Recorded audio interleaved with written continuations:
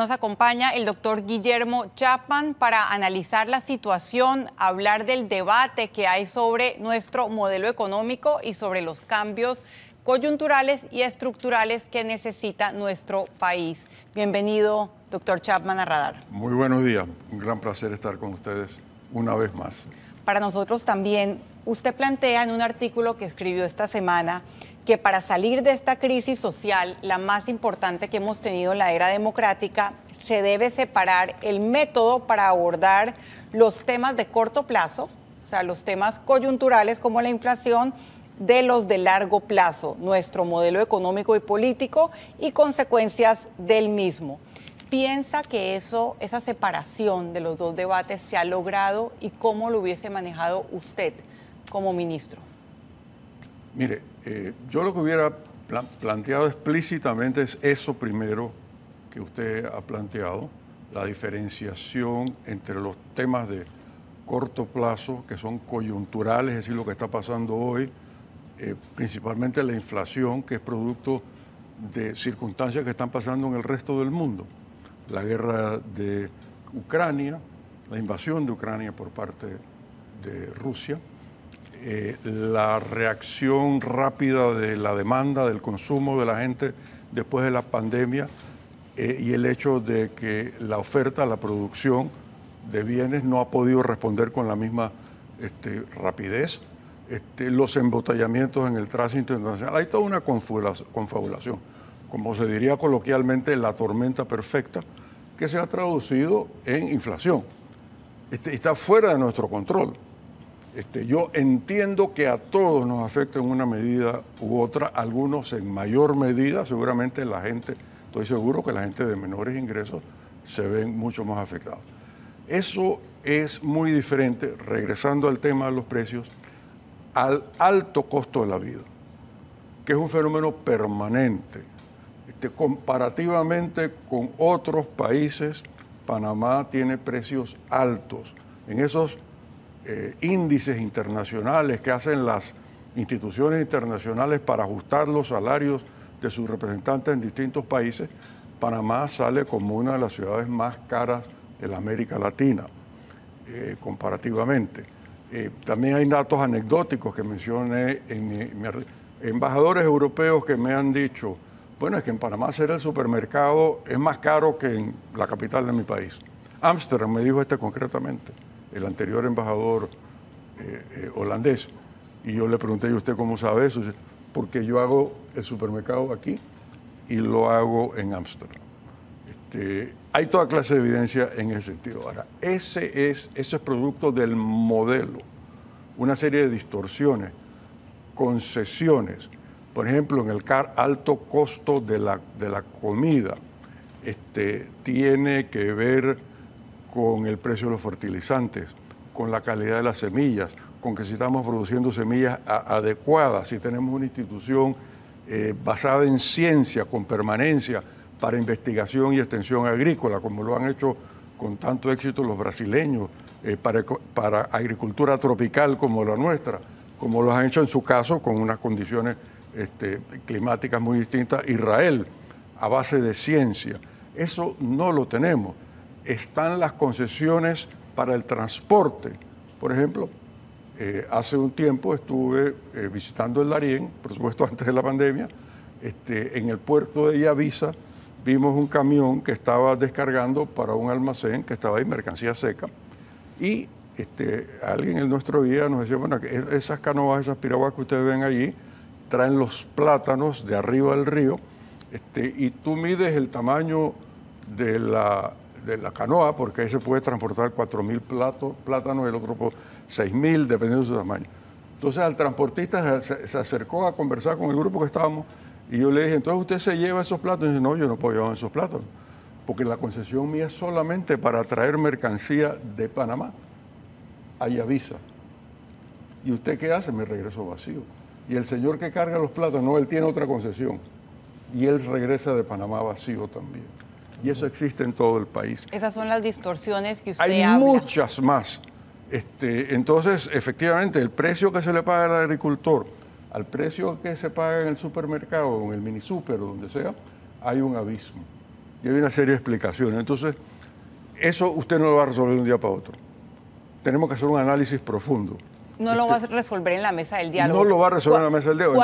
¿Cuál es el riesgo de que esos temas estructurales de nuestro modelo económico se resuelvan en la mesa del diálogo?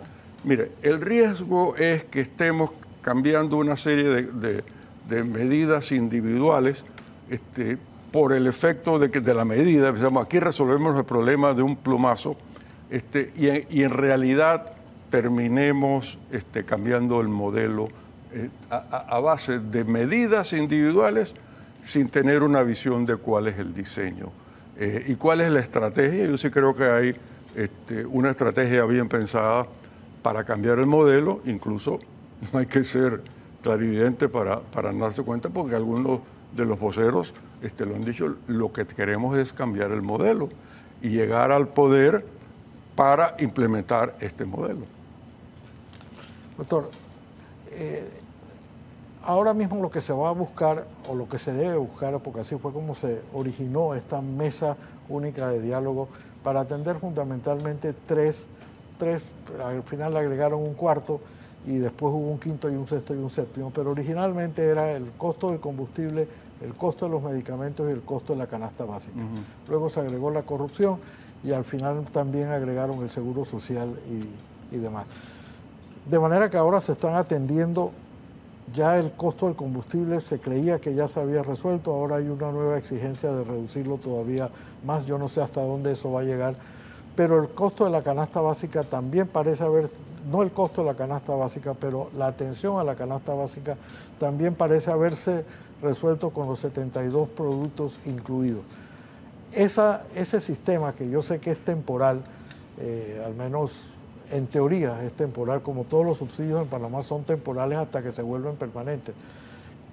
¿Es sostenible ese sistema de control de precios, en algunos casos de control de precios, en otros sencillamente un precio subsidiado? En el largo plazo sí es sostenible, a un costo muy alto para la economía. Crea una serie de distorsiones y una serie de mecanismos perversos que pueden terminar en corrupción.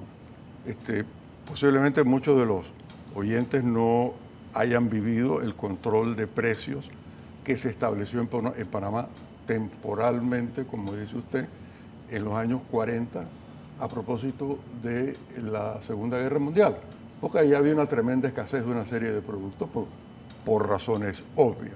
Es decir, condiciones como las actuales que hemos mencionado, pero mucho más extensa y más profunda. Ese sistema se vino a desmontar en los años 90, 50 años después. 50 años. 50 años después, porque permaneció. Ahora, ¿cómo funcionaba el precio? Bueno, las condiciones cambian. Si usted está importando todos estos incidentes que hemos mencionado, que ocurren todos los días en el mundo, cambian los costos, entonces el productor, el proveedor, dependiendo del caso, dice: a este precio yo no puedo ofrecerlo. Entonces terminarán rápidamente diciendo: no, hay que crear un mecanismo, unos inspectores, unos fiscalizadores, ante los cuales usted puede presentar su caso y le ajustamos el precio. Entonces resultaba, y eso yo lo viví, resultaba que usted veía que X, que tenía tal producto, iba donde el fiscalizador del gobierno le decía: mira, estos son los costos hoy día. Y se le hacía una presentación técnica muy, muy bonita, pero el gobierno no tenía los recursos para auditar eso. Y entonces podía terminar engañándonos a todos, o por lo menos engañándonos al productor y poniendo los precios. O, yo creo que es obvio que eso es una tentación tremenda para la corrupción. En este país donde eso, lamentablemente, con dolor lo digo, abunda, ¿no? Correcto. Entonces, sí. Ahora, yo sí quisiera hablar sobre el sistema de precios. Un sistema de precios en una economía de libre mercado, que yo no la veo como libre empresa, las empresas no pueden hacer lo que les dé la gana. En una economía de libre mercado es como el sistema de luces para regular el tránsito por una ciudad. Usted puede tener un sistema caótico, descoordenado, como es el sistema de la ciudad de Panamá, en donde los carros se están chocando, se forman, bueno, pues llegar acá en unos tranques descomunales Sí. Esta mañana, ese es producto del sistema.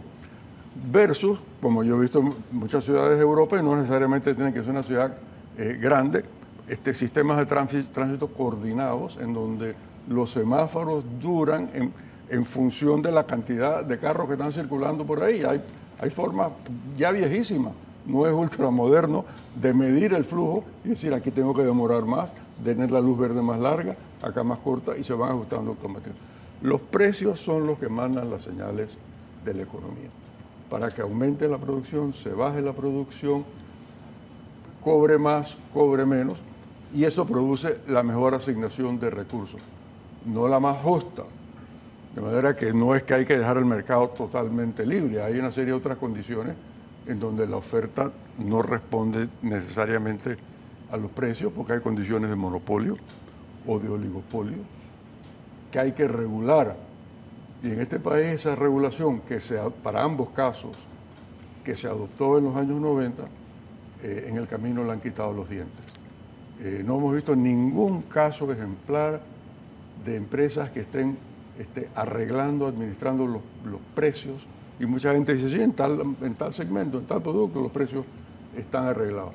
Y no hay autoridad que los investigue, los lleve a juicio y los condene para que paguen una multa y para que resarzan con recursos de los confabulados la pérdida en valor que ha tenido la comunidad consumidora. Entonces tenemos ese problema, ¿no? Es lo que usted llama oligopolios y una de las distorsiones de nuestro sistema y por qué nuestro sistema no es un verdadero neoliberalismo, sino, como lo llamó en otro artículo, sí, un capitalismo de amiguetes. Así es, claro. Un oligopolio, que como ya lo han repetido varias veces explicaciones, es un producto, un mercado donde hay muy pocos oferentes, 4 o 5 empresas, que ya sea explícitamente o inteligenciándose sin tener acuerdos formales, dicen, bueno, vamos a meter los precios aquí, vamos a ofrecer tanto, nadie baja el precio en este producto, y terminan ejerciendo un poder negativo en el mercado. Doctor, otra de las medidas que se ha anunciado por el gobierno es la de la reducción del 10% de la planilla estatal.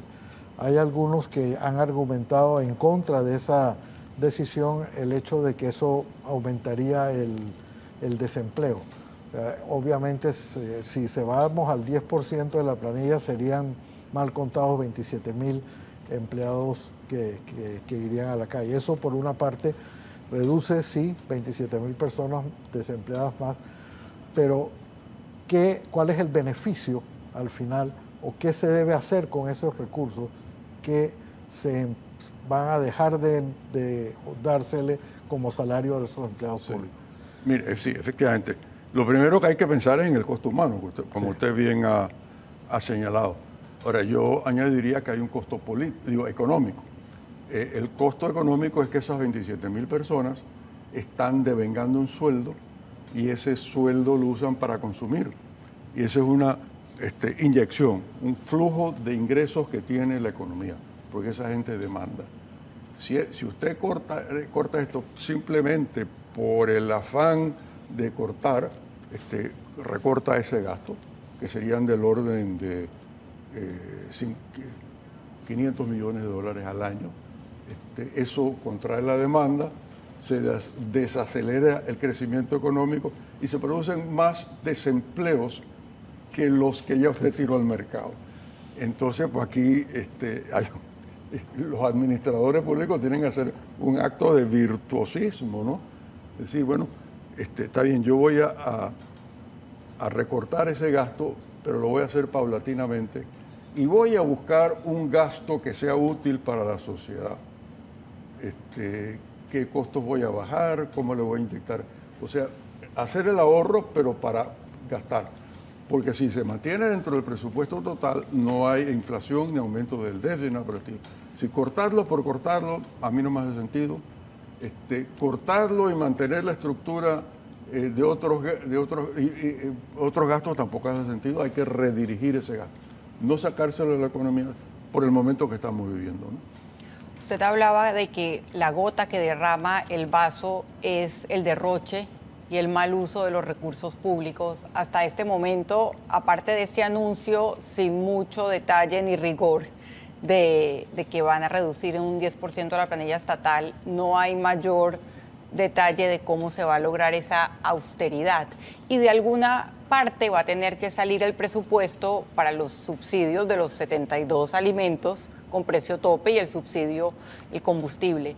Esta semana, cuando el presidente anuncia estas medidas, que ya son un hecho, las anuncia como un hecho, llama la atención que en el anuncio se encuentra ausente el ministro de Economía, Héctor Alexander.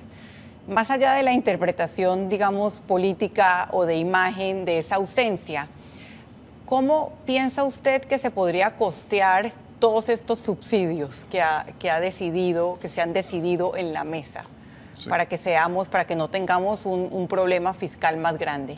Sí, mire, de esos subsidios tenemos una idea muy global de cuánto cuestan. Es decir, haciendo cálculos en la parte de atrás de un sobre viejo, estamos hablando de varios cientos de millones de dólares por los subsidios de los alimentos y los otros implementos que se han anunciado, los 72 productos, más el subsidio de la gasolina. Entonces estamos hablando de varios cientos de millones de dólares. Yo creo que lo primero que habría que hacer es dos contabilidades.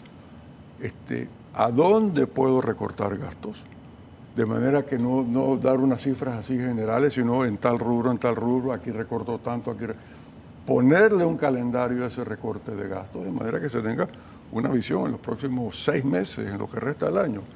Yo tendría estos recursos disponibles por razón de los recortes que puedo hacer y que los tengo que hacer juiciosamente para no crear distorsiones ni costos innecesarios a la sociedad, a los panameños.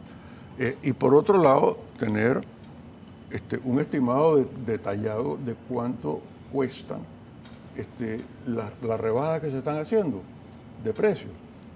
Y entonces tener un sistema de prioridad.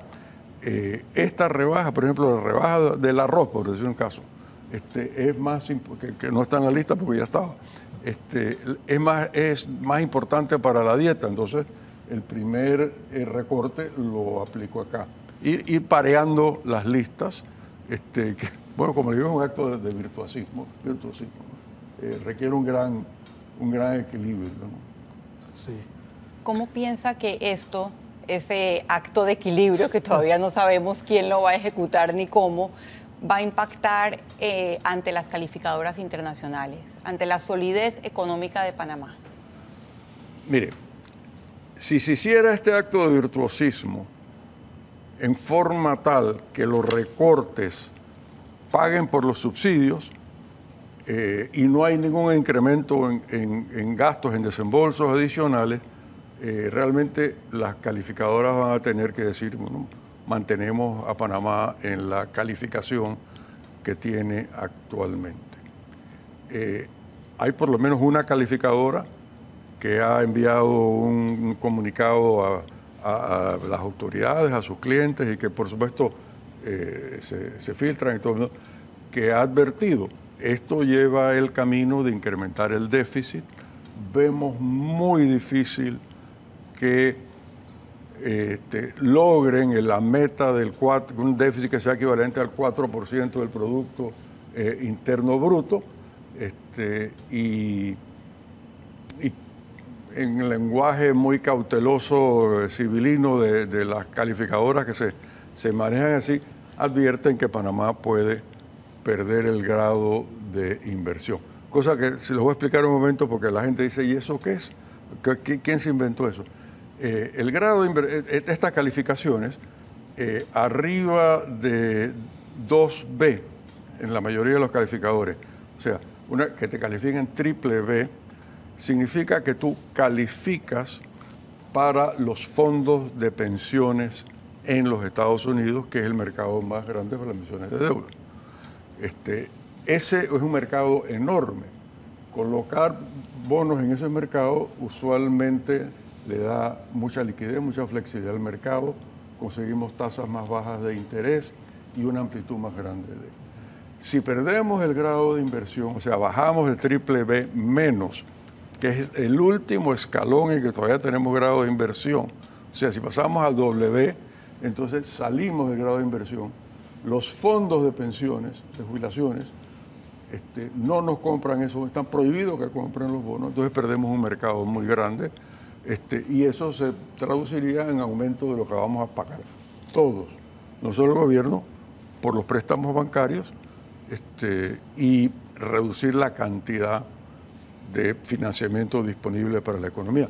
Nosotros nos financiamos en buena medida de fondos que vienen del resto del mundo, que además de estos préstamos está la inversión directa extranjera, que también mira estas señales, claro, y representa un financiamiento importante de nuestra balanza de pago, que es un animal raro que los panameños no conocemos, a diferencia de la mayoría de los otros países de habla española, empezando por España, que usted se monta en un taxi y lo primero que le hablan es el problema de la balanza de pago y el tipo de cambio de la moneda. Aquí no lo conocemos porque tenemos dólar y requiere otra explicación. O sea que tendría consecuencias para el bolsillo de todos. Así lo veo yo. Quiero salirme por un momento del debate económico y preguntarle ya a usted como persona experimentada, como exministro, que ha vivido diferentes crisis en este país. Por un lado, tenemos un sistema distorsionado, como usted lo ha definido, que da malos servicios públicos a la mayoría de los ciudadanos, que no hace una buena distribución de la riqueza.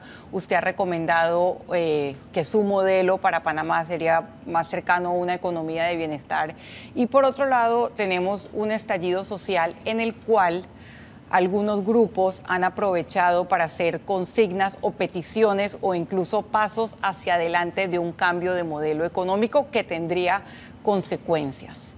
¿Cuál sería su y además, agreguemos, el gobierno ha perdido muchísima credibilidad, control del país, todavía no tenemos las escuelas abiertas y todavía no tenemos garantía de la libre circulación. ¿Cuál sería su recomendación en esta tormenta para el presidente Laurentino Cortizo? Mire, mi recomendación es organizar, utilizando los recursos y el poder del Estado, un diálogo que logre separar estos dos temas, los coyunturales de los estructurales, y amarrar uno con otro en el sentido, bueno, vamos a atacar. Déjeme aclarar que el cambio del modelo, para que sea exitoso y sea provechoso, es un proceso de mediano a largo plazo. Podemos empezar a notar cambios importantes en 2, 3, hasta 5 años, y realmente un cambio bastante radical hacia mejor en unos 10 años. Entonces, regresando, yo le diría, separemos unos de otros y digamos, el precio de los alimentos, vamos a mantenerlo por 90 días, estos controles, estos precios topes y este sistema de subsidios. Y mientras tanto armemos un grupo de trabajo o contratemos la mejor firma europea o japonesa, la que sea, para que nos haga un diagnóstico profundo de cuáles son las distorsiones que encarecen el precio de los alimentos principales en Panamá. Y con ese documento, con esa información, hacer nuevamente una sesión para ese punto en el modelo y poder identificar los cambios que se tienen que hacer, que si la producción de semillas, que si el sistema de mercadeo de los fertilizantes, que es otra queja que existe por ahí, riego, transporte, cada uno de los elementos, y bueno, tomando las medidas, algunas van a requerir leyes, otras van a requerir instituciones, otras van a requerir inversiones, infraestructura apropiada para el sector agrícola, en fin. Separar las dos cosas y ponernos un programa que sea un compromiso del país. Este gobierno terminará en el 30 de junio del 24, y el próximo gobierno lograr que se comprometan todos los candidatos a seguir con este proceso de examinar, discutir, analizar y implementar. Y cada gobierno va a tomar sus decisiones o manejarlo en la dirección que quiera y lo negociará. Separar las dos cosas, que es lo que usted ha planteado. Y después de este análisis de lo que es urgente y lo que es importante en términos de política y economía, le pido quedarse en el radar. En el próximo bloque venimos con las conclusiones del programa, la caricatura y las respuestas a nuestra pregunta en redes sociales.